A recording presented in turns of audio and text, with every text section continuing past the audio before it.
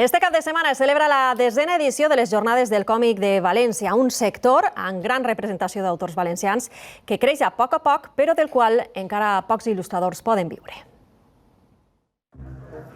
Entre els expositors de la 10a edició de les Jornades del Còmic de València trobem gran varietat d'autors, gran part valencians. Tenim així, per exemple, el Premi Nacional d'Il·lustració, Miguel Calatayud, d'Asp, que va guanyar el Premi d'Il·lustració. I així tenim, per exemple, l'altre autor, que és Jordi Pedro, d'Alcoi, que fa una història del Paco Aura, que és un milicià d'Alcoi que va anar a Mauthausen, al camp de concentració nazi. El sector valenciano se encuentra ahora mismo bastante bien, bastante en apogeo, pero en todos los sentidos, tanto en autores, en guionistas, dibujantes, editoriales, librerías que se están abriendo.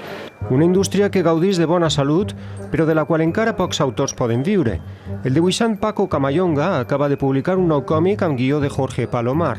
En España, de momento no. De momento tienes que compaginarlo con otros trabajos y hacerlo tomártelo como un hobby que, pues mira, si me pagan lo que me paguen, pues bien está, pero de momento, por desgracia, no. La producció en valencià encara és reduïda. El percentatge d'edició en valencià és xicotiu, comparat amb el castellà, però a poc s'està obrint pas, no? L'any que ve obrirà a València el Centre d'Estudis del Còmic en resposta a una petició històrica del sector. A banda d'aquesta funció de catalogació, d'arxiu, de valoració del patrimoni de la historieta, volem que això siga, diguem-ne, la part bàsica de dues tasques que siguin importantíssimes. Per una banda, la investigació, i volem que siga també un lloc de formació i de divulgació al voltant del còmic.